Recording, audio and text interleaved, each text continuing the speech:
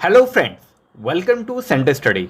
और आज हम इस वीडियो में बात करने वाले हैं पेपर 2, सीटेट पेपर 2, जिसमें इस वीडियो में हम बात करेंगे मैथमेटिक्स के 30 क्वेश्चंस की। और ये पेपर आपका 20 दिसंबर 2021 को जो ऑनलाइन पेपर हुआ था वो पेपर है। तो हम इसमें सारे 30 क्वेश्चन कवर करेंगे और बाकी के 30 क्वेश्चन जो साइंस के रहेंगे वो अगले पार्ट में हम सॉल्व करेंगे। अगर आप हमारे चैनल पर नए हैं तो प्लीज़ आप हमारे चैनल को सब्सक्राइब ज़रूर कर लें ताकि आने वाली वीडियोस भी आपको लगातार मिलती रहे। तो चलिए शुरू करते हैं अपने क्वेश्चन नंबर 1 से। थोड़ी सी लंबी वीडियो थोड़ी सी लंबी हो सकती है, इसलिए आप वीडियो के लास्ट तक बने रहें। और चलते हैं क्वेश्चन नंबर 1 की तरफ। बोला गया है the number of composite number between 101 and 120 is, यानी कि 101 और 120 के बीच कितनी भाज्य संख्याएं हैं। तो हमें बताना है 101 और 120 के बीच में कितनी भाज्य संख्याएं हैं। तो इस नंबर को हम लिख लेते हैं। एक होती है 102, 104 भी होती है, 105 भी होती है, 106 भी होती है, 108 होती है, उसके बाद होती है 110, 110 के बाद 111 भी होती है, फिर आपकी 112 भी होती है, फिर 114, 115, उसके बाद आएगी 116 और फिर 117 भी कट हो जाती है, फिर 118 और लास्ट में 119। तब टोटल काउंट कर लेते हैं हम कितनी हो गई। 1 2 3 4 5 6 7 8 9 10 11 12 13 14, टोटल 14 आ गई। 14 ऐसे नंबर है जो कंपोजिट नंबर है आपके। तो इसीलिए इसका करेक्ट ऑप्शन आपका ऑप्शन नंबर 2 हो जाएगा। बढ़ते हैं अगले क्वेश्चन की तरफ। A rational number between -5/6 and 3/8 is, Hindi में पढ़ लेते हैं। -5/6 और 3/8 के बीच एक परिमेय संख्या है। अब दोस्तों इसका जो आप क्वेश्चन करोगे, इस क्वेश्चन को कैसे सॉल्व करना है हमें, सबसे पहले हम देख लेते हैं -5/6 को डिवाइड करके देख लेते हैं कितना आएगा। -5/6 को जब आप डिवाइड करोगे तो ये आएगा 0 पॉइंट के बाद 2 नंबर तक ले रहे हैं 0.83, और 3/8 को जब डिवाइड करोगे तो ये आएगा 0.37। इसका यही तरीका है। अब ऑप्शन 1 बाय 1 हम देख लेते हैं। ऑप्शन में हम पहला -7/8 है। -7/8 को जब सॉल्व करेंगे तो हमारे पास मिलेगा -0.87। तो देखिए 0.83 तो था लेकिन 87 उससे छोटा है, तो ये तो ऑप्शन इसका गलत हो गया। अगला ऑप्शन भी आप देख पा रहे हैं, अगला ऑप्शन भी इसका सॉल्यूशन आएगा -0.88, क्योंकि 83 सबसे छोटा था और 88 तो उससे भी छोटा है, तो ये भी गलत हो जाएगा, इसके बीच में नहीं आएगा। 1/3 को सॉल्व करेंगे, 1/3 को सॉल्व करेंगे तो ये आएगा 0.33, और 5/6 को जब सॉल्व करोगे तो ये आएगा 0.83। अब 0.83 तो हो नहीं सकता क्योंकि 0.3 ही मैक्सिमम था, और 0.37 के बीच में 37 से पहला आ रहा है 0.33, यानी कि यही इसका करेक्ट ऑप्शन है आपका ऑप्शन नंबर 3। 0.33 लाई कर रहा है उन दो नंबर के बीच में, -5/6 एंड 3/8 के बीच में लाई करेगा, 1/3 के बीच में लाई करेगा, मतलब इन दोनों के बीच में आ जाएगा ये, इसीलिए यही करेक्ट ऑप्शन है इसका। अगले क्वेश्चन की तरफ चलते हैं। इफ़ 504 इज इक्वल टू 2 की पावर p, 3 की पावर q एंड 7 की power r, then what is the value of 2p plus q minus r। तो ये बहुत सिंपल सा क्वेश्चन है, यानी कि ये दे रखा है। अब इसका कोई इलाज नहीं है दोस्तों, तो इसका हमें फैक्टराइजेशन करना ही पड़ेगा, और वो भी प्राइम फैक्टराइजेशन करना पड़ेगा, क्योंकि प्राइम फैक्टराइजेशन ही 3 × 2 × 3 × 7 के फॉर्म में दिया हुआ है ये। तो 504 के फैक्टर करते हैं हम। सबसे पहले हमें मिलेगा 2 से काटेंगे तो 252 मिलेगा, फिर 2 से काटेंगे तो 126 मिलेगा, फिर 2 से काटेंगे तो 63 मिल जाएगा, फिर 63 को काटेंगे आप 3 से तो कितना मिलेगा 2 और ये 1, फिर इसको 3 से काटोगे तो 7 टाइम चला जाएगा और फिर 7 से 7 जाएगा एक बारी में। तो दोस्तों क्या ऑप्शन मिल पा रहे हैं आप देख पाओगे, 1 2 3, तो 2 की पावर 3 इंटू 3 आया है 2 बार, 3 की पावर 2 और 7 आया है एक बार। तो कंपैरिजन कर लो, P बराबर कितना हो गया 3, Q बराबर हो गया आपके पास 2 क्योंकि ये पावर 2 आ रही है, और R बराबर हो गया आपके पास 1। क्वेश्चन में जो पूछा था उसकी वैल्यू हम निकाल देते हैं, 2P plus Q minus R, ये क्वेश्चन में पूछा था। तो 2 इंटू 3 प्लस 2 एंड माइनस 1, तो इसको सॉल्व जब करेंगे तो ये आ जाएगा आपके पास टोटल 6 2 8 और 1 माइनस कर देंगे तो 7, यानी कि इसका जो करेक्ट ऑप्शन होगा वो ऑप्शन नंबर इसका थर्ड हो जाएगा 7। बढ़ते हैं अगले क्वेश्चन की तरफ। क्वेश्चन नंबर 34 में ये बोला गया है, इसकी सिर्फ वैल्यूज़ निकालनी है। तो 8 की पावर 4 है, तो मैं एक काम करता हूँ 8 को 4 बार लिख देता हूँ, 8 इंटू 8 इंटू 8 इंटू 8, और उसकी पावर है क्यूब रूट, फिर मल्टीप्लाई है, और 125 को 2 बार लिखा गया है, यानी कि 125 इंटू 125, और उसकी पावर भी है क्यूब रूट। ये डिवाइड वाला मैं बाद में सॉल्व करूँगा आपके लिए, फिर हम लास्ट में पूरी कैलकुलेशन एक साथ कर लेंगे। अब 2 को भी लिखा जा सकता है, इसको ऐसे लिखा जा सकता है 2 की पावर 3 इंटू 2 की पावर 3 इंटू 2 की पावर 3 इंटू 2 की पावर 3, और उसकी भी क्यूब रूट है 3। सिमिलरली 125 को लिखा सकता है 5 की पावर 3, ऐसा मैं इसलिए लिख रहा हूं क्योंकि 3 बाहर है, ये आ गया। जब इसको सॉल्व करेंगे तो आप जानते हैं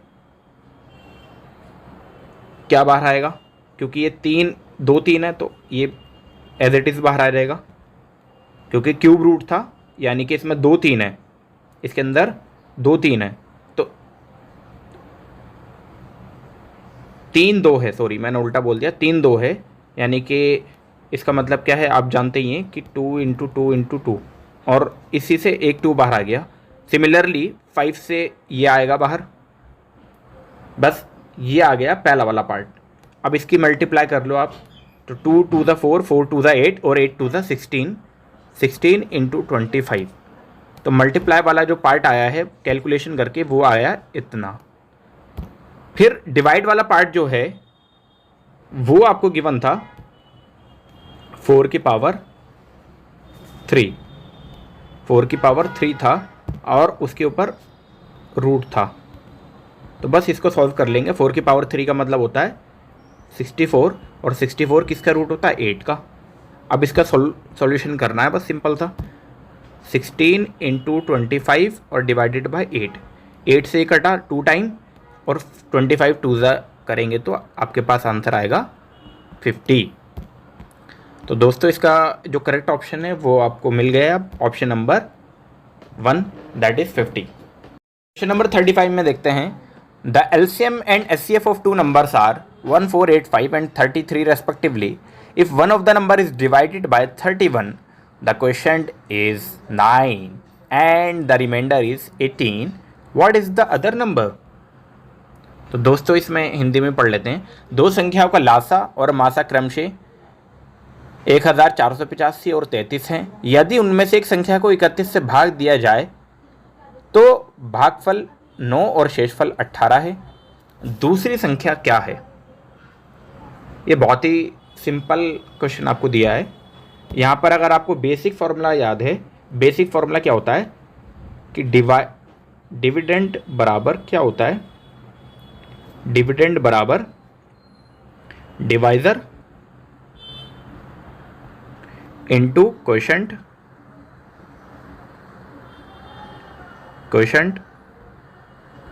और प्लस होता है आपका रिमाइंडर, ये आपको पता ही है। तो जो चीज़ गिवन है आपको वो हम लिख देते हैं। अब क्वेश्चन के अकॉर्डिंग डिवाइज़र गिवन था, कितना था 31, एक नंबर 31 जो डिवाइड कर रहा था, और क्वेश्चन था हमारे पास 9 और रिमाइंडर बच रहा था 18। तो जब इसको सॉल्व करोगे तो आंसर आएगा 297, यानी कि ये डिविडेंड था जिस नंबर को डिवाइड किया गया था। या अब एक फॉर्मूला और जानते हैं आप, वो फॉर्मूला क्या होता है कि एलसीएम बराबर या ए इंटू बी बराबर, ए इंटू बी मतलब प्रोडक्ट ऑफ टू नंबर, ए पहला नंबर है और बी दूसरा नंबर है। क्या क्या होता है, H C F into L C M. अगर एक नंबर 297 है तो बी नंबर फाइंड करना है, और एच सी एफ और एल सी एम आपको क्वेश्चन में बताया गया था। एच सी एफ क्या था 33, यानी कि, और एल सी एम था आपके पास 1485। बस बी को सॉल्व करेंगे, 33 इंटू 1485 एंड डिवाइडेड बाय 297। इसको जब सॉल्व करोगे तो सॉल्व करने के बाद आंसर आएगा 165, यानी कि दूसरा नंबर क्या था 165, जो कि आपका ऑप्शन नंबर 1 में है। तो इसीलिए इसका करेक्ट ऑप्शन ऑप्शन नंबर 1 हो जाएगा। बढ़ते हैं अपने अगले क्वेश्चन की तरफ, क्वेश्चन नंबर 36। क्वेश्चन नंबर 36 में ये बोला गया है, if X is subtracted from each of 26, 24, 56 and 49 then the numbers obtained in this order are in proportion. Proportion में दिया हुआ है what is the value of 2x - 6 upon में 2। तो दोस्तों इसका जो, जब आप इसको सॉल्व करोगे, अगर इसको आप अच्छे से सॉल्व करोगे तो क्वेश्चन के अकॉर्डिंग ये है कि ये माइनस किया गया है इज इक्वल टू 56 - x और 49 - x। एक तरीका तो ये है कि इस x की वैल्यू फाइंड करो, क्वाड्रेटिक इक्वेशन के फॉर्म में आएगी ये। और दूसरा तरीका एक शॉर्टकट तरीका है, वो आप इस टाइप के क्वेश्चन जो भी आएँ आप लगा सकते हैं। वो तरीका है क्या, मैं आपको बताता हूँ। चारों नंबर को लिखो, मैं ऊपर मिटा देता हूँ। चारों नंबर को लिखो 26, 24, 56 और 49, ये आपको गिवन थे। इन दोनों का डिफरेंस है 2 और इन दोनों का डिफरेंस है 7। ये बात क्लियर हो गई होगी। फिर इन दोनों डिफरेंसों का भी डिफरेंस लेंगे तो वो आएगा आपके पास 5। अब करना क्या है, करना हमें ये है कि ये जो 26 है इसकी मल्टीप्लाई करोगे 7 में, और ये जो 2 है इसकी मल्टीप्लाई करोगे पहले नंबर में, यानी कि 26 पहला नंबर था उसकी मल्टीप्लाई की 7 में, और 56 दूसरा नंबर था उसकी मल्टीप्लाई की 2 में, और दोनों का डिफरेंस लेकर 5 से डिवाइड कर दोगे। तो करके देखते हैं। 26 इंटू 7 माइनस 56 इंटू 2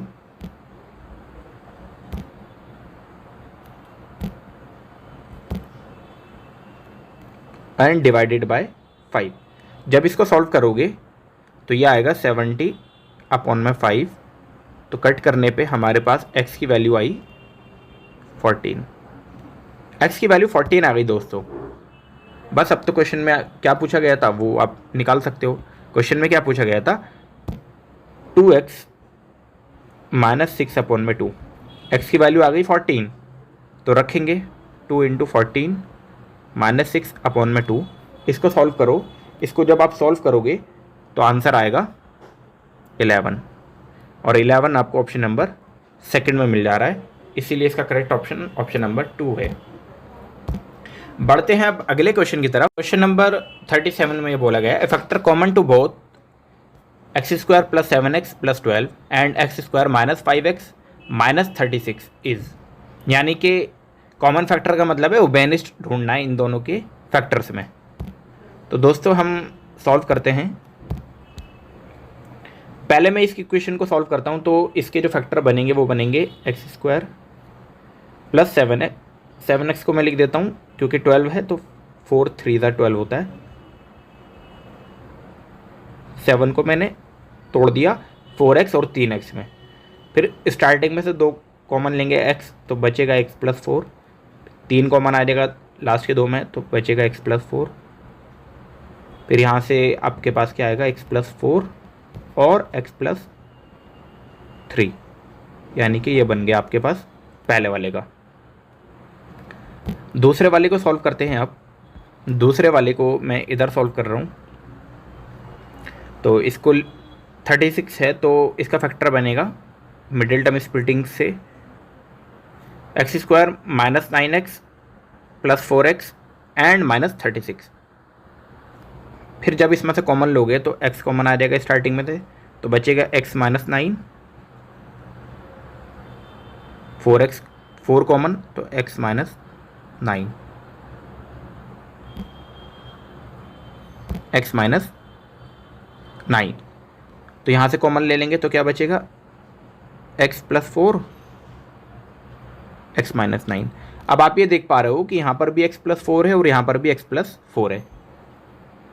तो इसका जो करेक्ट ऑप्शन है आप समझ ही पा रहे हैं, ऑप्शन नंबर 4 हो जाएगा। x प्लस 4 एक कॉमन फैक्टर है जो दोनों में आ रहा है। बढ़ते हैं अपने अगले क्वेश्चन की तरफ, क्वेश्चन नंबर 38 में। और इसमें ये बोला गया है if 4 minus 2x minus 4 upon में 3 is equal to 1/2 2x plus 5 then 2x plus 1 upon में 2 इज इक्वल टू। कोई सॉल्यूशन नहीं है, सिर्फ इसको हमें सॉल्व करके ही देखना होगा। तो मैं यहाँ पर 1 होगा, इसका एलसीएम ले लेता हूँ। जब आप एलसीएम लोगे तो 3 4 12 12 आ जाएगा। 12 माइनस 2x और ये हो जाएगा प्लस 8 अपॉन में 3 is equal to 1/2 2x plus 5। ये क्वेश्चन में यहाँ से मैंने ये सॉल्व कर दिया आपका और ये ऑलरेडी गिवन था। अब इसको सॉल्व करते हैं। तो जब आप इसको सॉल्व करोगे तो ये आएगा 20 माइनस 2x अपॉन में 3 is equal to 1/2 2x plus 5। Cross multiply कर लेंगे। क्रॉस मल्टीप्लाई करने के बाद जो वैल्यू आएगी वो क्या आएगी 40 minus 4x is equal to 6x plus 15। फिर यहाँ से सॉल्व करेंगे x की वैल्यू के लिए। तो जब आप x की वैल्यू फाइंड करेंगे तो x की वैल्यू आ जाएगी आपके पास, x की वैल्यू आएगी, ये इधर लेकर आएंगे तो 10x हो जाएगा। 10x इज इक्वल टू 25, ये 25। फिर इसको सॉल्व करेंगे x की वैल्यू के लिए तो x की वैल्यू आएगी आपके पास 5/2। x की वैल्यू आई दोस्तों 5/2। क्वेश्चन के अकॉर्डिंग हमें जो निकालना था उसको देखते हैं। और हमें ये निकालना था 2x प्लस 1 अपॉन में 2। तो मैं यही सॉल्व करता हूँ।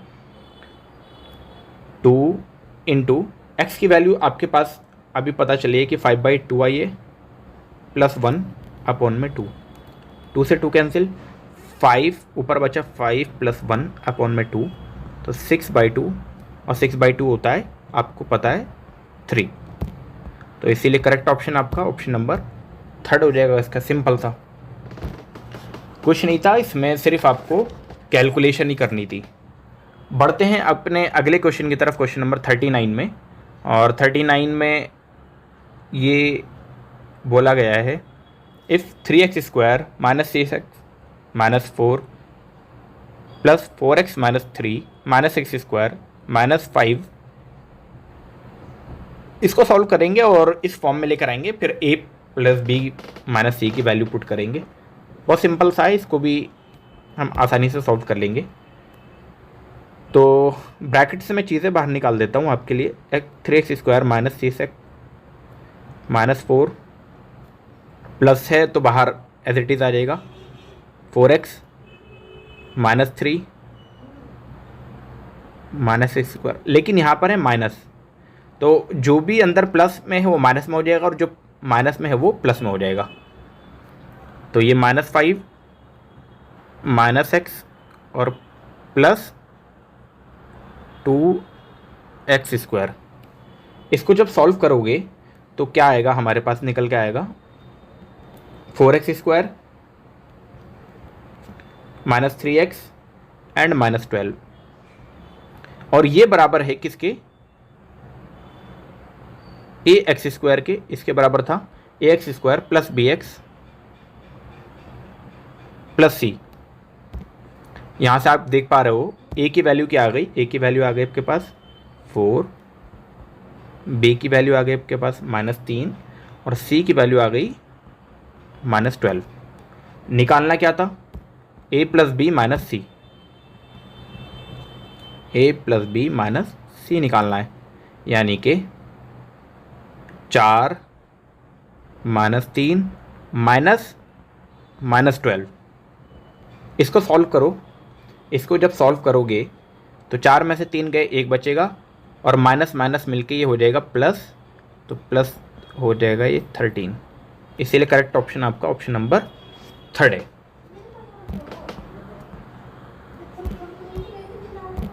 बढ़ते हैं अब अगले क्वेश्चन की तरफ और इसमें ये बोला गया है if x plus Y is equal to 3 and x² plus y² is equal to 29, what is the value of 1/x plus 1/y।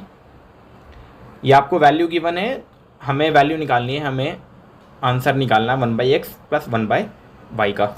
अब 1/x और 1/y कब आएगा, हम पहले सबसे पहले इसी को सॉल्व कर लेते हैं। 1/x प्लस 1/y का जब हम एलसीएम लेंगे तो क्या आएगा, वहाँ पर आएगा y प्लस x और नीचे बन जाएगा x इंटू वाई। यानी कि हमें इसकी वैल्यू निकालनी है। x प्लस वाई या y प्लस एक्स की वैल्यू तो हमें गिवन है, हमें निकालनी है x इंटू वाई की वैल्यू। अगर x इंटू वाई होता तो क्वेश्चन हमारा सॉल्व हो चुका होता। तो दोस्तों हम इसी जो क्वेश्चन में गिवन है x प्लस वाई, इसका इस्तेमाल करेंगे। अब इसका कैसे इस्तेमाल करेंगे, मैं इधर भी स्क्वायर कर देता हूँ और इधर भी स्क्वायर कर देता हूँ। जब मैंने स्क्वायर किया तो यहाँ पर मेरे पास आई x² plus y² plus 2 into X into Y और राइट हैंड पे 3 का स्क्वायर हो गया 9।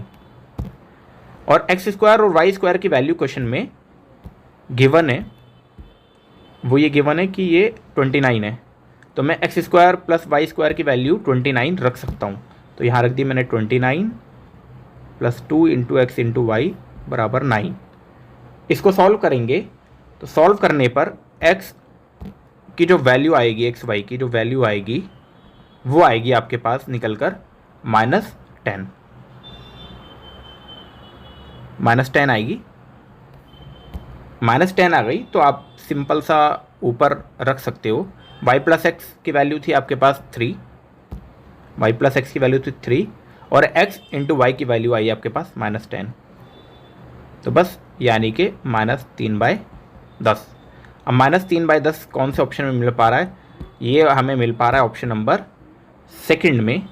इसीलिए correct option is option number 2 -3/10। दोस्तों ये कैलकुलेशन पार्ट आपको पेपर में करना ही होगा यहाँ तक, क्योंकि पेपर 2 में कैलकुलेशन पार्ट ज़्यादा पूछा गया था 2021 में। तो आप कैलकुलेशन के लिए रेडी रहिएगा। अगले पेपर जो BCTET में 2022 में आने वाला है। The external and internal radii of a cylindrical pipe are 16 and 15 centimeter respectively.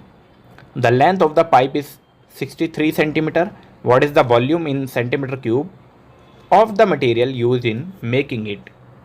यानी कि एक बेलनाकार पाइप की बाह्य तथा आंतरिक त्रिज्या क्रमशः 16 सेंटीमीटर और 15 सेंटीमीटर है।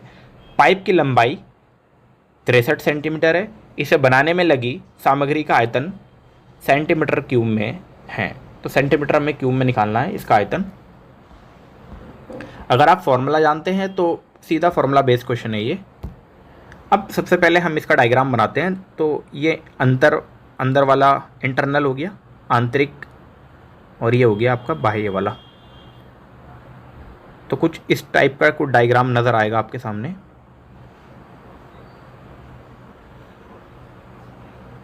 इस टाइप का अंदर वाले का रेडियस मैं मान लेता हूँ, बाहर वाले का मैंने R1 मान लिया जो कि है 16 क्योंकि बड़ा है, और अंदर वाले को मैंने मान लिया R2 वो है 15 सेंटीमीटर। क्वेश्चन में लेंथ यानी कि हाइट गिवन है कितनी, 63 सेंटीमीटर। आप जानते हैं वॉल्यूम ऑफ, अब इसका वॉल्यूम क्या हो जाएगा, बाहर का वॉल्यूम माइनस अंदर का वॉल्यूम। तो वॉल्यूम हो जाएगा पाई R² माइनस पाई R2²H। तो यहाँ से पाई H कॉमन ले लेंगे, क्या बचेगा, R1 का स्क्वायर माइनस R2 का स्क्वायर। जब इसको सॉल्व करेंगे तो ये वैल्यू रखेंगे 22/7, H की वैल्यू रखेंगे 63, और इसको सॉल्व करेंगे तो 16 का स्क्वायर माइनस 20 माइनस 15 का स्क्वायर।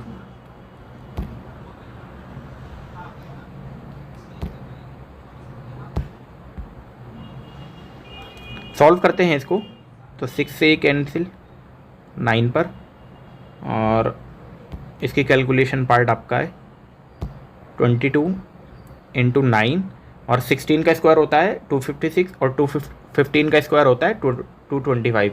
जब इसमें से माइनस करोगे तो आंसर आएगा 31। अब इसको मल्टीप्लिकेशन रहती है, और मल्टीप्लिकेशन करने के बाद जब आप इसकी मल्टीप्लिकेशन करोगे तो आंसर आएगा 6138 सेंटीमीटर क्यूब।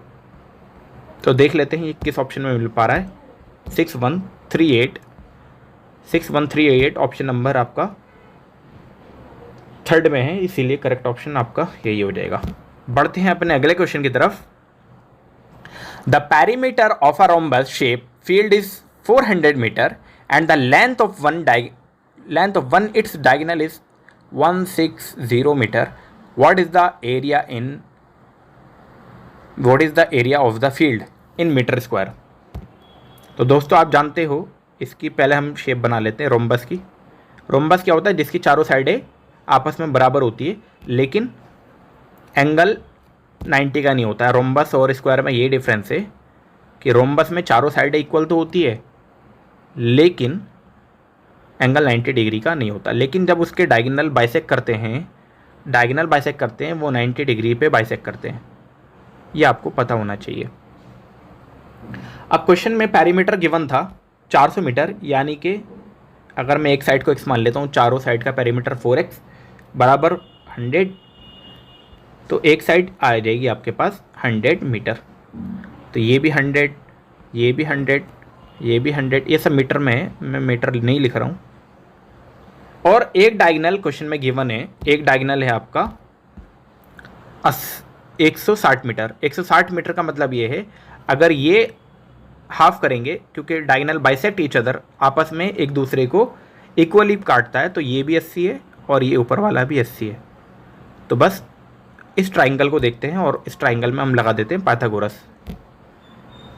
मैं ट्राइंगल को दोबारा बना देता हूँ आपके लिए। ये है 100, ये है आपका 80 और ये है 90 डिग्री।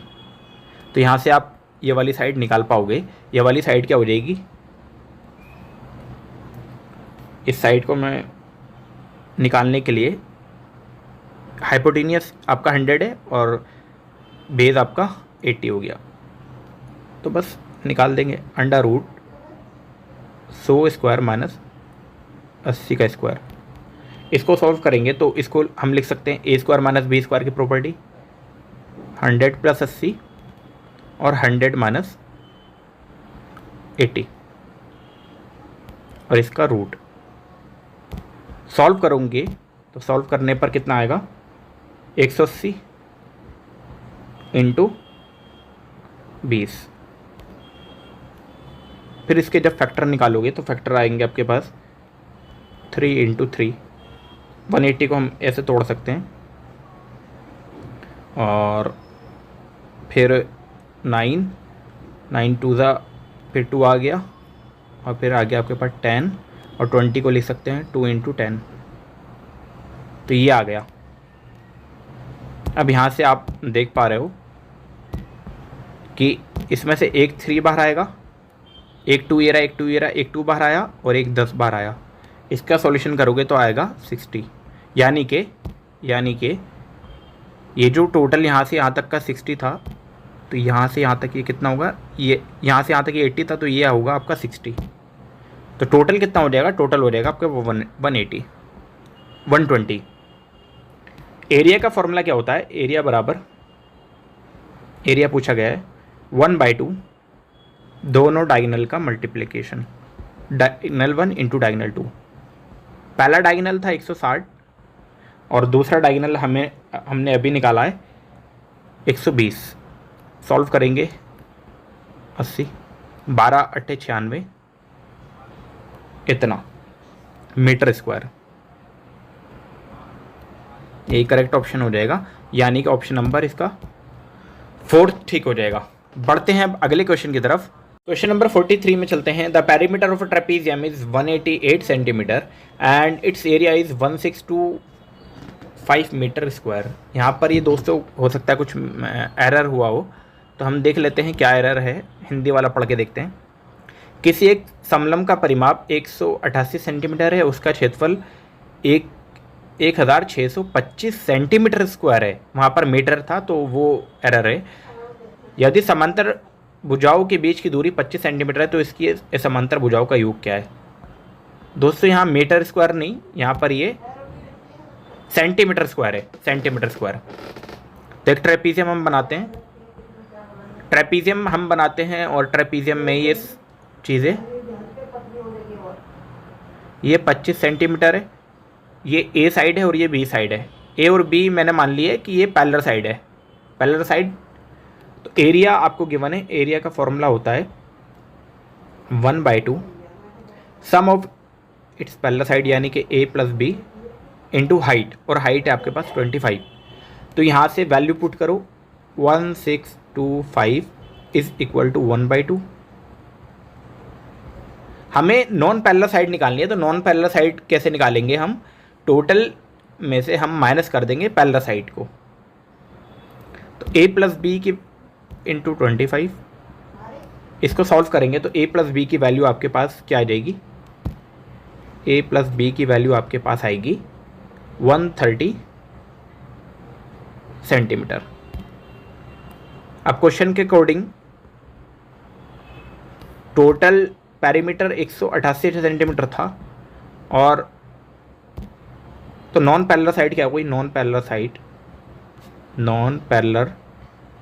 साइड क्या हो गई, 188 माइनस 130।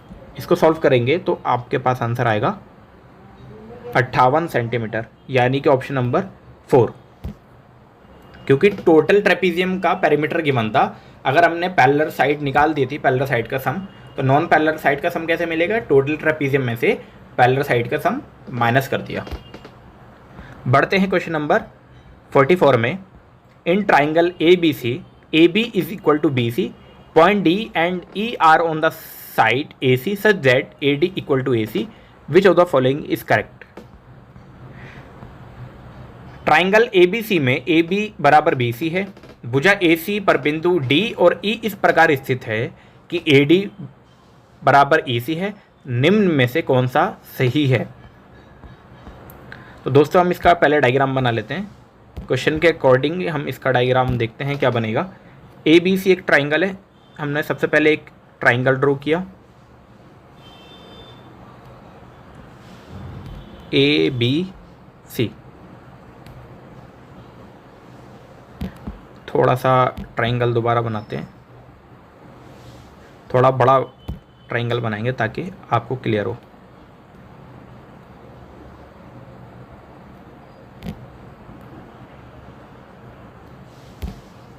ए बी सी, अब क्वेश्चन में ये बोला गया है कि point D are on the side A सी।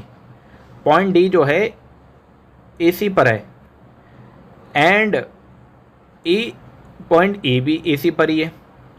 तो हम एक काम करते हैं, बी से एक पॉइंट ड्रॉ करते हैं जो कि, और एक और पॉइंट ड्रॉ करते हैं बी से ही। ये इनका नाम मैं दे देता हूँ, ये डी है और ये आपका ई है। अब क्वेश्चन के अकॉर्डिंग हमें ये बताना है कि कौन सा कंडीशन यहाँ पर सेटिस्फाई हो रही है। ये क्वेश्चन थोड़ा सा लेंदी है, हर क्वेश्चन आपका पेपर में सॉल्व करने वाला नहीं होता है सीटेट के अंदर। अगर आप इस क्वेश्चन में टाइम लगाते तो डेफिनेटली आपके आगे आने वाले क्वेश्चन छूट सकते थे। तो बेहतर ये होता है कि ऐसे क्वेश्चन को स्किप करके मार्क फॉर रिव्यू करके आप आगे बढ़ जाएं, आंसर को ये लगाकर, फिर उसको अगर आपके पास टाइम मिले तो उसको बाद में हमें सॉल्व करना चाहिए। अब इसका सॉल्यूशन हम देखते हैं कैसे करना है। आप ये देख पा रहे हैं कि angle A B A E, angle B A E मतलब ये वाला एंगल, और बी सी डी ये आपस में इक्वल है, और ए डी और ई सी भी इक्वल है। ए डी और ई सी भी आपस में इक्वल है, ये साइड भी इक्वल है। अगर मैं दोनों साइड, ये देख लेते हैं, ए डी इक्वल टू ई सी है। अगर मैं दोनों साइड ये डी ई को ऐड कर दूं, अगर मैं दोनों साइड डी ई को ऐड कर दूं तो मेरे पास क्या मिलेगा, यहाँ से इसी में मैं ऐड करके दिखा देता हूँ ताकि स्टेप ज़्यादा ना हो। ई सी प्लस डी ई मिल के हो गया आपके पास ए डी, तो मैं लिख दूँ यहाँ पर, और A D plus D E मिल के हो गया आपके पास ए ई। यहाँ से हो गया ए ई और यहाँ से हो गया आपके पास डी सी, ये आपको मिल गया है। अब आप ट्राइंगल ए बी ई में देखो, ट्राइंगल ए बी ई यानी कि ये वाला ट्राइंगल, इसमें ये साइड और बी सी डी ट्राइंगल और ये वाली साइड आपस में इक्वल है। एंगल, ये वाला एंगल और ये वाला एंगल इक्वल है, और एक साइड कॉमन आ रही है। तो यानी कि आपका कौन सा सेटिस्फाई हो रहा है, मैं इसको करके ही दिखा देता हूँ। ए बी बराबर बी सी, ये आपका गिवन था, और ए ई बराबर डी सी, ये आप अभी प्रूव करके आओ, प्रूव्ड अबव, पी ए लिख दिया मैंने, प्रूव्ड अबव। और angle B A E, angle B A E equal था एंगल बी सी डी के, ये मैंने आपको पहले ही बता दिया था, ये भी गिवन था। तो कौन सी कंडीशन से ये इक्वल हो रहा है, बाय साइड, एंगल साइड से triangle A B E is congruent to triangle C B D. तो देखते हैं कहाँ मिलता है ये ऑप्शन। ये ऑप्शन आपको मिल पा रहा है ऑप्शन नंबर सेकंड में, ये इसका करेक्ट ऑप्शन हो जाएगा। पहले आप इस क्वेश्चन को, इसका फिगर बना लो, फिर इसका सॉल्यूशन आप देख सकते हैं इस वीडियो में। बढ़ते हैं क्वेश्चन नंबर 45 में, और 45 क्वेश्चन में बोला गया था small the sum of all interior angle of a regular N sided polygon is 1800, what is the value of n+4/2। n भुजाओं वाले सम बहुभुज के सभी आंतरिक कोणों का योग 1800 डिग्री है, तो n+4 की क्या वैल्यू होगी। दोस्तों आप जानते हैं, एक फॉर्मूला आप जानते हैं, n-2 into 18 is equal to 800। तो यहाँ से n-2 बराबर कितना आएगा, यहाँ से आ जाएगा आपके पास 100, 10 आ जाएगा, क्योंकि ये 180 डिग्री था। n-2 इंटू 180 बराबर 1800, तो n-2 की वैल्यू आ गई आपके पास 10, तो एन की क्या वैल्यू आएगी, एन की वैल्यू आपके पास आ जाएगी 12, यानी नंबर ऑफ साइड कितनी थी, टोटल 12 थी। लेकिन क्वेश्चन में आपसे क्या पूछा गया था, क्वेश्चन में पूछा गया था n+4 अपॉन में 2, n था 12, 12+4 अपॉन में 2 यानी कि 16/2, 16/2 मतलब होता है 8। ऑप्शन नंबर 3 इसका करेक्ट हो जाएगा। बढ़ते हैं क्वेश्चन नंबर 46 में। The number of faces, vertices and edges of a polyhedron A are x, 10 and 15 respectively, and number of faces, vertices and edges of polyhedron B are 12, y and 30 respectively. What is the value of x plus y? बहुफलक A के फलकों के शीर्ष तथा किनारों की संख्याएं क्रमशः x, 10 और 15 हैं। बहुफलक B के फलकों शीर्षों तथा किनारों की संख्याएं क्रमशः 12, y तथा 30 है। तो x प्लस वाई का मान क्या है?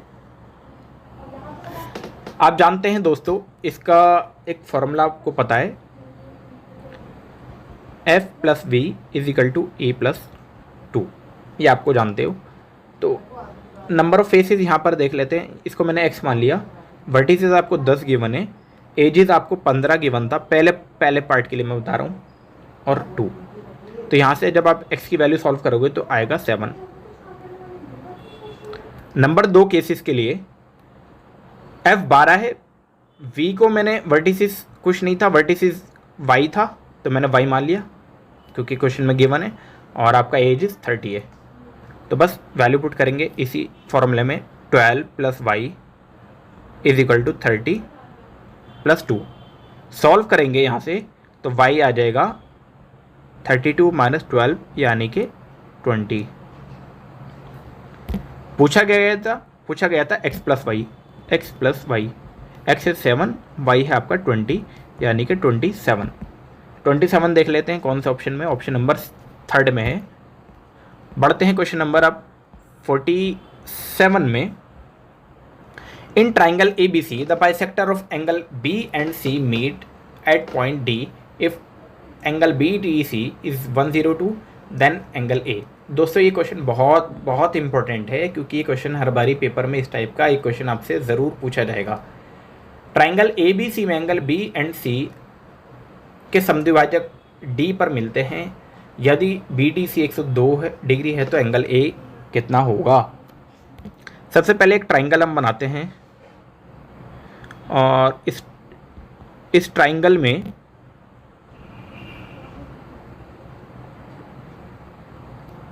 A B C, angle B और C का समद्विभाजक है, यानी कि बाइसेक्टर है, जो कि D पॉइंट में मिल रहा है। तो इसको हम आगे तक बढ़ाएंगे और इसको भी आगे तक बढ़ाएंगे। तो ये बोल रहा है कि ये इस पॉइंट को इन्होंने नाम दिया है D, इस पॉइंट को नाम दिया है D।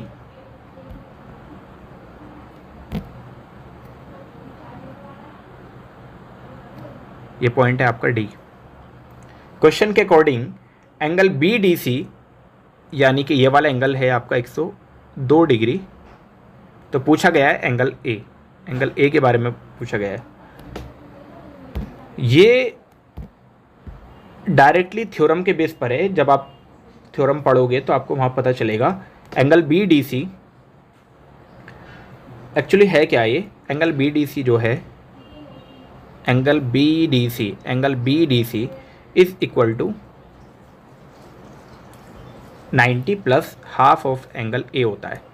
ये है फॉर्मूला आपका, थ्योरम ये कहती है वो थ्योरम। तो यहाँ से अब आप निकाल पाओगे एंगल BDC 102 है, ये 90 है, प्लस 101/2 एंगल A। अब इसको सॉल्व करना रह गया है, तो सिंपल सॉल्यूशन है।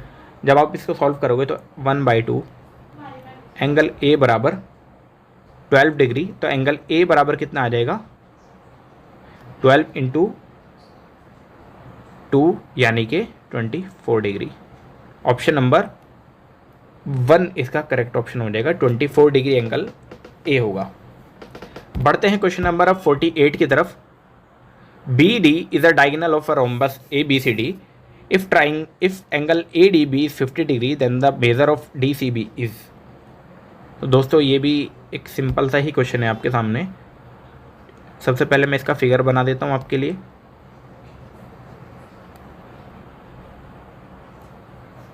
डी सी बी ए। अब क्वेश्चन के अकॉर्डिंग ए डी बी कितना गिवन है, ये है आपके पास 50 डिग्री। और क्वेश्चन में था रोम्बस है, तो रोम्बस में सभी साइड आपस में क्या होती हैं, बराबर होती है। तो ये सभी साइड आपस में बराबर है। जब ये बराबर है, ये और ये साइड बराबर है, तो ये एंगल भी कितना हो जाएगा, ये एंगल भी 50 हो जाएगा। तो ये भी हो गया आपके पास 50 डिग्री, ये भी हो गया आपके पास 50 डिग्री। आपसे क्या पूछा था, angle D C B. D C B यानी कि ये वाला एंगल आपसे पूछा गया है, जो ऊपर मैं मार्क कर रहा हूँ। अब ये 50, ये 50, तो ये हुआ कितना, 80। और 80 के अपोजिट वाला एंगल, अब 80 के एंगल ए के अपोजिट एंगल सी है, यानी कि एंगल सी भी हो जाएगा, यानी एंगल डी सी बी भी हो जाएगा 80 डिग्री। क्योंकि पैरेललोग्राम में रोम्बस इज अ पैरेललोग्राम, और पैरेललोग्राम में आमने सामने के जो एंगल होते हैं अपोजिट एंगल आर इक्वल। यहाँ पर ये एंगल ए 80 था, इसलिए एंगल सी भी 80 होगा। ऑप्शन नंबर इसका 30 हो जाएगा। बढ़ते हैं क्वेश्चन नंबर 49 में। टोटल मैथमेटिक्स के सॉल्यूशन वाले जो आते हैं आपके 20 क्वेश्चन होते हैं और 10 पेडागोजी के क्वेश्चन आते हैं पेपर नंबर 2 में। 49 में चलते हैं। The two dice are thrown simultaneously, what is the probability that the sum of number appearing on them is latest. तो दोस्तों ये क्वेश्चन थोड़ा सा अलग है। दो डाइस को एक साथ उछाला गया है, तो हो सकता है पहले में 1 आ जाए, दूसरे में 1 आ जाए, पहले में 1 आ जाए, दूसरे में 2 आ जाए। इस तरीके से पहले में 1 आ जाए, दूसरे में 6 आ जाए, बीच में 1 1 3 1 4 1 5 1 6 आ सकता है। 2,1 2,2 इस तरीके से 2,6 भी आएगा। लास्ट में इस तरीके से 6,1 और ये आगे पढ़ती रहेगी और लास्ट में 6,6। तो टोटल जब आप इसको कैलकुलेट करोगे तो 36 बनते हैं। और क्वेश्चन में ये बोला गया था, what is the probability that the sum of number appearing on them is at least 7, यानी कि 2 नंबर का सम कम से कम 7 हो। अब ऐसे कितने नंबर हैं, तो ऐसे टोटल 21 ही नंबर होंगे। तो 21/36 इसका आंसर हो जाएगा, यानी कि जब इसको काटोगे तो 7/12, ऑप्शन नंबर 2। अब बढ़ते हैं मैथमेटिक्स के क्वेश्चन नंबर 50 में। If x be the median of the data below. अब ये मीडियन आपको गिवन है, डाटा आपको गिवन है, यहाँ पर कोई शॉर्ट ट्रिक नहीं है, करना पूरा फॉर्मेट से ही है। सबसे पहले इन डाटा को असेंडिंग ऑर्डर में लिखते हैं। तो असेंडिंग ऑर्डर को में जब लिखोगे तो आप देख पा रहे हो, पहले 5 आएगा, फिर 6 आएगा, फिर 7 आएगा, फिर 8 आएगा, फिर 9 आएगा, और 9 भी 2 बार है तो 2 बार लिख दिया मैंने। उसके बाद 11, फिर 13, फिर 14 और फिर 15, फिर दोबारा 15, फिर 16, 3 बार 16, फिर 17, फिर 23, फिर 25 और फिर 28, 25 और फिर 28। तो ये डाटा है। अगर मैं इसका मीडियन निकालने जाऊं तो मीडियन क्या होता है, मीडियन में 2 नंबर आ रहे हैं, जो कि 2 नंबर कौन कौन से हैं आप देख पाओगे। एक आ रहा है ये और एक आ रहा है ये। तो मीडियन निकालने के लिए मैं ये कर रहा हूँ। मीडियन एक्स क्या हो जाएगा, मीडियन एक्स क्या हो जाएगा 14 + 15/2। तो आएगा मीडियन एक्स कितना, 14.5। अब डाटा को इंटरचेंज किया गया है, और डाटा इंटरचेंज होने से क्या होगा, ये वाला 15 और ये 16 को रिप्लेस कर दिया गया है, और रिप्लेस होकर एक नया नंबर, क्वेश्चन नहीं, ये 15-16 नहीं, ये तो 15-16 एज इट इज़ है। क्वेश्चन में क्या बोला गया है, इफ़ 6 इज़ रिप्लेस, 6 को रिप्लेस किया गया है बाय 19 एंड 13 जो था रिप्लेस किया गया है 31 से। यस, तो फिर से डाटा को रीअरेंज करेंगे और फिर डाटा आपका क्या हो जाएगा, फिर आपका डाटा हो जाएगा 5, 7, 8, 9, फिर दोबारा से 9, 11, 14, फिर 15, फिर 16, फिर 16 और फिर से दोबारा 16, फिर 17, फिर 19, 23, 23 के बाद 25, फिर 28 और लास्ट में 31। अब इसमें क्या होगा, इसमें 2 नंबर आ रहे हैं, 2 की 15 और 16 है, तो इसका मीडियन हम निकाल लेते हैं। 15 और 16 का जब मीडियन निकालोगे, जिसको मीडियन वाई कह रहा हूँ, मीडियन वाई कितना हो जाएगा, 15 + 16 अपॉन में 2। सॉल्व करोगे तो आएगा 15.5, यानी कि y आ गया 15.5 और x आ गया 14.5। अब क्वेश्चन में क्या पूछा गया है, क्वेश्चन में पूछा गया है 3x - y, तो इसको हम डायरेक्ट सॉल्व कर लेते हैं। 3 इंटू x की वैल्यू थी 14.5 और y था आपका 15.5। जब सॉल्व करोगे तो आएगा, फाइनल आंसर आएगा 18। ये इसका करेक्ट ऑप्शन हो जाएगा। मीडियन वाला क्वेश्चन इस तरीके से होगा। थोड़ा सा लेंथी था, इसीलिए मैंने आपको पहले भी बताया कि सारे क्वेश्चंस आपके सॉल्व करने वाले नहीं होते हैं। कुछ क्वेश्चन आपको स्किप करके आगे बढ़ना होगा ताकि आप सारे क्वेश्चंस अटेम्प्ट कर पाएँ। अगर आपने अटेम्प्ट ही कम क्वेश्चन किए तो फिर आप, हो सकता है आगे वाले क्वेश्चंस आपको आते हों। इन क्वेश्चंस के चक्कर में जो ज़्यादा लेंथी हैं, आप आगे वाले क्वेश्चन भी अपने छोड़ सकते हैं। तो ये 20 क्वेश्चन थे जो सॉल्यूशन वाले होते हैं। अब 20 क्वेश्चन जो पेडागोजी के हैं उसमें चलते हैं। In order to incorporate Jean पियाजे framework in teaching of mathematics a teacher must, यानी कि गणित के शिक्षण में जीन पियाजे के ढांचे को शामिल करने के लिए शिक्षक को सम्मिलित करना चाहिए। 4 ऑप्शन है आपके सामने, 1 बाय 1 हम ऑप्शन को डिस्कस करते हैं। Initiative group discussion in the class, focus only on age specific problem solve task, a schedule visit to the community, again give enough manipulate to work with order to teach concept। तो दोस्तों इसमें हमें Jean पियाजे के according focus only on age specific problem task, हम ऐसे नहीं कर सकते कि तीसरी क्लास के या 5वीं क्लास के बच्चे को हम 10वीं क्लास की या 12वीं क्लास की मैथमेटिक्स सॉल्व करवा दे, या उनको ऐसे हायर क्लासेस के problems they they junior classes में। तो हमें एज वाइज भी टास्क को बांटना होता है, स्पेसिफिक करना होता है एज के हिसाब से। अच्छा, ये था इस क्वेश्चन के अकॉर्डिंग। कुछ एक्स्ट्रा इन्फॉर्मेशन जो इस क्वेश्चन के अलावा है वो क्या है, यानी कि इसमें ऑप्शन नंबर 2 हो जाएगा। जीन पियाजे ने 4 कॉग्निटिव डेवलपमेंट की थ्योरी दी थी। पहली थी sensory motor stage, sensory motor stage,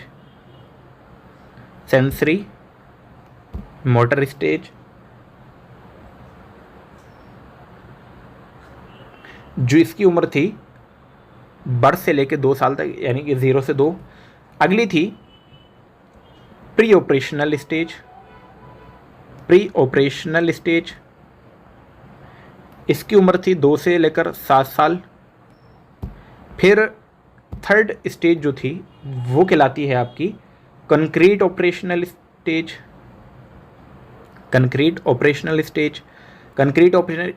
की उम्र होती है 7 से लेकर 11 साल।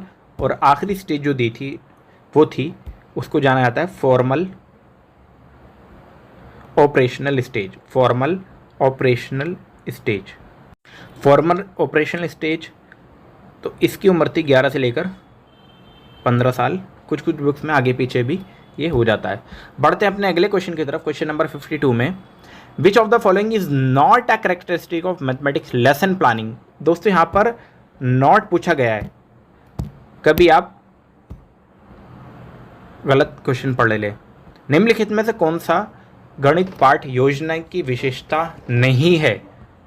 ये 4 ऑप्शन है आपके सामने। 1 बाय 1 हम ऑप्शन को पढ़ेंगे और डिस्कस करेंगे। It makes teaching systematic and well organize. हम लेसन प्लान इसीलिए तो बनाते हैं ताकि टीचिंग हो, सिस्टमेटिक हो और वेल ऑर्गेनाइज हो। It help student to develop the habit of undertaking immediate corrective measure, या it help to teacher develop insight about learning need and abilities of children. Lesson planning ही इसलिए की जाती है ताकि बच्चों की नीड के बारे में पता चल पाए और उनकी जो नीड है हम लेसन प्लानिंग के थ्रू सही से कर पाए। It help teacher to learn foresee and tackle learning difficulties of children, ये भी ठीक है। मतलब इसमें जो स्टेटमेंट गलत है वो ऑप्शन नंबर सेकंड है और हमें गलत स्टेटमेंट ही पूछी गई थी। It help student to develop the habit of undertaking immediate corrective measure, यानी कि हम इसलिए नहीं लेसन प्लान बनाते कि बच्चों की जो मिस्टेक है उनको तुरंत ही सही कर दिया जाए। 53 में चलते हैं अब। Which among the following is are of feature of an effective mathematics teacher, यानी कि निम्नलिखित में से कौन से गणित के अध्यापक के प्रभावशाली लक्षण हैं। यहाँ पर हैं पूछा गया है, तो देखते हैं। ये आपके लिए ऑप्शन है। Should be competent and confident in subject matter, ये तो होना ही चाहिए। एक टीचर को अपने सब्जेक्ट में कमांड भी होनी चाहिए और उस पर कॉन्फिडेंस भी होना चाहिए। Should be able to provide procedure knowledge to student so that they can solve the problem. नहीं, ये नहीं होना चाहिए कि वो सिर्फ नॉलेज बता दे या प्रोसीजर बता दे और बच्चे खुद सॉल्व करते रहे। Should be able to create stimulating classroom environment conducive to learning, तो ये भी सही है। ऐसे टीचर होना चाहिए जो कंड्यूसिव लर्निंग करवा पाए या क्लासरूम में बच्चों को ऐसा इन्वायरमेंट प्रोवाइड करें कि बच्चा खुद से सीखने की कोशिश करे और ख़ुद अपना दिमाग लगाए। या continuous to investigate new mathematical knowledge and effective teaching strategy, ये भी सही है। सेकंड ही गलत है, बाकी तीन सही है, यानी कि ए सी डी इसका करेक्ट ऑप्शन हो जाएगा। ए सी डी देख लेते हैं कौन से उसमें है। ए सी डी हमें मिल पा रहा है ऑप्शन नंबर 4 में, इसीलिए correct option is option number 4। बढ़ते हैं क्वेश्चन नंबर 54 में। विच one of the following is practice not suitable for teaching mathematics eight primary level, नहीं पूछा गया यहाँ पर। निम्नलिखित में से कौन सी विधि उच्च प्राथमिक स्तर पर गणित शिक्षक के लिए उपयुक्त नहीं है। तो 4 ऑप्शन है आपके सामने, हम देखते हैं। यूज़ मैथमेटिकल लेबोरेटरीज, या using mathematical games and puzzles, using open ended question, या यूजिंग ओनली फॉर्मल एल्गोरिदम। तो दोस्तों ओनली आ गया है, हम ओनली फॉर्मल एल्गोरिदम तो यूज़ नहीं करेंगे, इसीलिए यही गलत है और जो गलत था वही पूछा गया था, यानी कि नॉट पूछा गया था, सूटेबल यही नहीं होगा। बढ़ते हैं अपने अगले क्वेश्चन की तरफ। और दोस्तों ये क्वेश्चन बहुत ही ज़्यादा अच्छा क्वेश्चन था, इसमें काफ़ी बच्चों ने इस क्वेश्चन को गलत आंसर किया था। हम क्वेश्चन को पढ़ लेते हैं। After the class on ratio and proportion, mister Alok, a middle school mathematics teacher, thought of conducting a diagnostic test to assess the student ability to identify situation on non proportional thinking. यहाँ पर बात कर रहे हैं non proportional thinking, पढ़ाया उन्होंने ratio proportion है और नॉन प्रोपोर्शनल थिंकिंग की बात वो कर रहे हैं। Which of the following question are most relevant to be included in this test, तो ऐसा कौन सा क्वेश्चन होना चाहिए जो उनको अपने उसमें क्लास में रखना चाहिए। अनुपात और समानुपात की कक्षा के बाद माध्यमिक विद्यालय के गणित के अध्यापक श्रीमान आलोक ने सोचा कि छात्रों की असमानुपाती सोचने की स्थिति को पहचानने की क्षमता का मूल्यांकन करने के लिए एक निदान परीक्षा का संचालन करना चाहिए। इस प्रकार की परीक्षा में सम्मिलित होने के लिए निम्न में से कौन सा प्रश्न अत्यंत प्रासंगिक है। तो ये 4 ऑप्शन आपके सामने हैं। अब 1 बाय 1 हम ऑप्शन को पढ़ते हैं। दोस्तों पहले ऑप्शन में दिया हुआ है Sita and Soha are planting corn in the same farm. Sita plant 4 rows and Soha plant 6 rows. ठीक है, सीता और सोहा जो है कॉर्न के ही प्लांट कर रही है और सेम फार्म के अंदर ये बात कर रही है, मतलब एक ही टाइप की मिट्टी है। ठीक है, if Sita corn ready in 8 week, यानी कि सीता के कितने कौन थे, टोटल 4 थे और वो 8 हफ्तों में रेडी हो रहे हैं। और जो सोहा है उसके टोटल 6 थे। अब दोस्तों आपको यहाँ पर ये x नहीं लिखना है, यहाँ पर भी 8 होगा और ये नॉट इक्वल टू होगा। 8 क्यों? क्योंकि सीता और सोहा जो है दोनों एक ही सेम फार्म हाउस में सेम टाइमिंग पे प्लांटिंग कर रही है। तो अब बताओ, अगर 4 रोज़ जो वो लगा रही है, 4 जो रोज़ लगा रही है सीता, वो 8 हफ्तों में उग रहे हैं, तो 6 रोज़ भी तो 8 हफ्तों में उगेंगे। ये ऐसा क्वेश्चन है जैसे कि एक शर्ट 2 घंटे में सूखती है, तो अगर आप 3 शर्ट सुखाने जाओ तो वो कितने घंटे में सूखेगी? जाहिर सी बात है वो भी 1 घंटे में ही सूखेगी तीनों। तो इसीलिए ये आप देख पा रहे हो कि ये नॉट इक्वल आ रहा है, और नॉट इक्वल का मतलब ये हुआ कि ऑप्शन नंबर 1 इसका सही हो जाएगा। बाकी ऑप्शन भी हम पढ़ते हैं। School order 3 cartoon of milk for every 8 children, यानी कि 3 कार्टून हर एक स्टूडेंट के लिए। और इफ़ देयर आर इतने स्टूडेंट इन स्कूल, इतने स्टूडेंट है तो एक्स की वैल्यू, तो ये तो सिंपल सा निकल के आ जाएगा, यानी कि ये रेशो प्रोपोर्शन वाला क्वेश्चन है। In the school ratio of 16:1, teacher और स्टूडेंट का रेशो जो है 16:1 है। If there are 1248 student in a school, यानी कि ये गिवन है, तो इसको हम मैक्स मान लेंगे, तो ये भी गिवन है, और ये तो आपको सीधा रेशो गिवन ही है। तो पहला ही ऑप्शन इसका लिए सही हो जाएगा। बढ़ते हैं अपने अगले क्वेश्चन नंबर 56 में। A teacher use the open ended problem during teaching learning process of mathematics, this practice helps to promote. यदि कोई शिक्षक गणित की शिक्षण अधिगम प्रक्रिया के दौरान अंतर्मुक्त समस्याओं का प्रयोग करता है, वह तकनीक को बढ़ावा देने में मदद करती है। 4 ऑप्शन है आपके सामने। अब इसमें कौन कौन सी हो सकती है ये हम बात करते हैं। 56 क्वेश्चन की बात कर रहे हैं। बिल्कुल क्रिएटिव थिंकिंग तो होगी, क्योंकि ओपन एंडेड होगा तो क्रिएटिव बच्चा क्रिएटिव सोचेगा। डाइवर्जेंट थिंकिंग होगी या नहीं होगी? बिल्कुल होगी। कन्वर्जेंट थिंकिंग नहीं, बल्कि डाइवर्जेंट थिंकिंग होगी, बहुत ज़्यादा वेज में उसे सोच पाएगा। और इक्विटी इन द क्लासरूम भी होगा। कन्वर्जेंट थिंकिंग नहीं होगा। कन्वर्जेंट थिंकिंग का मतलब होता है एक ही दिशा में सोचना, ज़्यादा दिशा में नहीं सोचना। तो ए बी सी इसका करेक्ट ऑप्शन हो जाएगा, और ए बी सी आपको ऑप्शन नंबर 3 में मिल पा रहा है, इसीलिए करेक्ट ऑप्शन इज 3। 57 में चलते हैं अब। Which among the following statement is या are correct? Every mathematical concept, Hindi में पढ़ लेते हैं पहले इसको। निम्नलिखित में से कौन सा कथन उचित है? 4 ऑप्शन है आपके सामने, 3 स्टेटमेंट है और 4 ऑप्शन है, तो देख लेते हैं कौन सी स्टेटमेंट सही है। Every mathematical concept give rise to more mathematical concept, बिल्कुल सही है। एक कॉन्सेप्ट के बाद भी दूसरा कॉन्सेप्ट आता है मैथमेटिक्स में। Mathematical idea grow from abstract to concrete, नहीं दोस्तों, यहाँ पर ये चीज़ गलत दी रखी है। कॉन्क्रीट टू एब्स्ट्रैक्ट की तरफ आता है, ना कि abstract to concrete. Mathematical idea grows from particular to general, ये भी ठीक है, यानी कि इसमें ए और सी वाला स्टेटमेंट ठीक है, और ए और सी मिल रहा है आपके ऑप्शन नंबर 2 में। बढ़ते हैं 58 में, और इसमें कहा गया है in a given data which one of the measure of central tendency would be affected by 1 और 2 एक्सट्रीमली लार्ज और extremely small values outside the range of the rest of the data. 4 option के बने। दिए गए आंकड़ों में केंद्रीय प्रवृत्ति के मापों से कौन सा मान प्रभावित होगा जब 1 या 2 अत्यधिक बड़े या अत्यधिक छोटे मान बाकी के आंकड़ों के परिसर बाहर हैं? 4 ऑप्शन है। ये सेकंड लास्ट क्वेश्चन हम कर रहे हैं इस वीडियो का।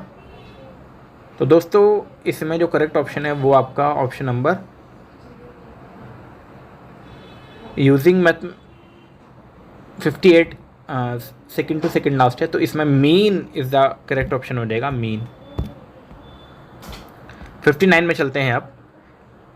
And middle school mathematics teacher use following strategy in her geometric classes, तो यानी कि एक मिडिल विद्यालय की गणित की शिक्षिका ने अपनी ज्यामिति कक्षा में निम्न नीतियों का उपयोग किया। अभी 3 स्टेटमेंट आपके सामने हैं, देखते हैं कौन सी स्टेटमेंट ठीक है। क्वेश्चन के अकॉर्डिंग 4 ऑप्शन आपके सामने हैं। ये 4 ऑप्शन है। क्या यूज़ किया? Using a set of wedge of about 15 degree to measure variety of angle, यानी कि उन्होंने 15 डिग्री के एंगल को मेज़र करने के लिए अलग अलग वेजेस का इस्तेमाल किया। Overlapping of cut of various angle to find out angle with equal measure, overlapping भी की। और measure straight line using pencil of different length, straight line measure करने के लिए अलग अलग साइज़ की पेंसिल उन्होंने इस्तेमाल की। अब ये क्या यूज़ कर रही है? Teaching of angle sum property of polygon, नहीं। Non numerical comparison of angle, ये भी गलत है। या introducing concept of line and line segment, ये भी गलत है। या line measurement activities with non standard unit to introduce standard unit to measure later. दोस्तों यही सही है, क्योंकि अलग अलग पेंसिल की साइज़ वो वेरी कर रही थी जो कि नॉन मेजरेबल थी, ताकि बाद में वो बच्चा सीख जाए। क्वेश्चन नंबर, इस वीडियो के हम लास्ट क्वेश्चन में चल रहे हैं। वीडियो थोड़ी लंबी हो गई, आप हमारे वीडियो में लगातार बने रहे, इसके लिए बहुत बहुत शुक्रिया आपका। Activities are important tool for learning in elementary school mathematics classroom because, प्रारंभिक विद्यालय के गणित कक्षा में अधिगम के लिए क्रियाकलाप एक महत्वपूर्ण साधन है, क्योंकि स्टेटमेंट है। अब स्टेटमेंट को हम 1 बाय 1 पढ़ते हैं। अब क्यों इम्पोर्टेंट है? क्योंकि engaging activities encourage strategic mathematical thinking and development of computational fluency. तो ये स्टेटमेंट तो बिल्कुल सही है दोस्तों। Activities serve as motivation for student to practice and tool for teacher to assess the student, ये भी ठीक है। Activities help teacher to complete their syllabus in time, नहीं दोस्तों, सिलेबस टाइम पे ख़त्म करने के लिए एक्टिविटीज़ नहीं कराई जाती। एक्टिविटीज़ इसलिए कराई जा सके ताकि बच्चा इंगेज ज़्यादा हो सके, इंगेज होकर वो लर्निंग अच्छी हो उसकी, और वो डाइवर्जेंट थिंकर बने, इसलिए एक्टिविटीज़ कराई जाती है। Lot of free period in time table can utilize through activities, इसलिए भी एक्टिविटीज़ नहीं कराई जाती। इसलिए ए और बी इसका करेक्ट ऑप्शन होगा। ए और बी आपको ऑप्शन नंबर 2 में मिल पा रहा है, तो इसीलिए option number 2 is the correct option. तो दोस्तों ये थे हमारे 30 क्वेश्चन जो पेपर 2 में मैथमेटिक्स के क्वेश्चन पूछे गए थे। अब हम नेक्स्ट पार्ट में साइंस के 30 क्वेश्चन सॉल्व करेंगे, पेपर 2 के ही, जो 20 दिसंबर को सॉल्व किए गए थे। अगर आप हमारे चैनल पर नए हैं तो प्लीज़ आप हमारे चैनल को सब्सक्राइब करना ना भूलें, और आने वाली वीडियोस के लिए आप हमारे बेल आइकन को भी दबा दें। अगर आपको वीडियो पसंद आई है तो लाइक ज़रूर करें और अपने दोस्तों में भी शेयर करें। शुक्रिया आपका।